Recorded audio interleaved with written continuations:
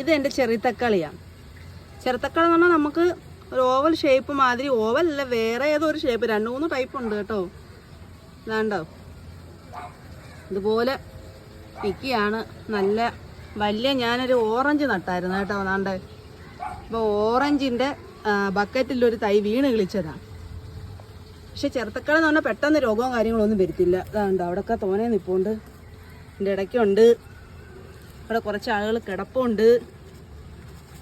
അങ്ങോട്ട് കുറച്ച് ആളുകൾ കിടപ്പുണ്ട്. കണ്ടോ നിറയെ തക്കാളി നിൽക്കുക. പിന്നെയും പിന്നെയും പൂത്ത് വരിക. നിറച്ച് പൂവുണ്ട്. ഹൈബ്രിഡ് ഒന്നും ഇല്ല കേട്ടോ, നാടനായിട്ട് നമുക്ക് ഇത് വീണ്ടും വീണ്ടും പിടിച്ചു കിട്ടും. അരി വിത്ത് പായി കൊടുത്താലേ ഒരു കൊലകൊലയായിട്ടാണ് ഇങ്ങനെ പിടിക്കുന്നത്.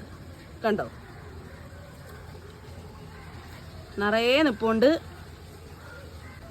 ചെറുതക്കാളേനെ 2-3 ടൈപ്പ് ഉണ്ട്. 2-3 അല്ല, കുറേ ടൈപ്പ് ഉണ്ട്. അപ്പോൾ അതിൽ എനിക്ക് പിടിച്ച ഒരു വെറൈറ്റിയാണ്. ഞാനിത് തമിഴ്നാട്ടിലെ കുറച്ച് കൃഷി ചെയ്യുന്ന കുറച്ച് നാടൻ കൃഷി ചെയ്യുന്ന കുറച്ച് കർഷകരുണ്ട്.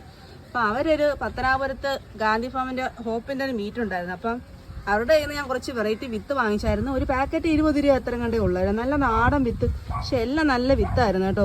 ചുമ്മാ അങ്ങനെ ഇട്ടാൽ തന്നെ അതെല്ലാം അങ്ങ് പിടിച്ചു കിട്ടും.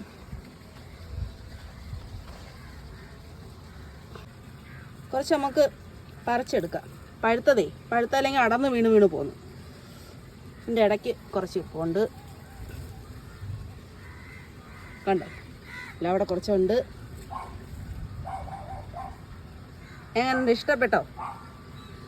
നമ്മളിതുപോലെ വെറൈറ്റി ഒക്കെ മേടിക്കുമ്പോഴേ ഇതിനൊന്നും പ്രശ്നം വരത്തില്ല. വാട്ടരോഗവും ബാക്ടീരിയ വാട്ടവും കാര്യങ്ങളൊന്നും വരത്തില്ല.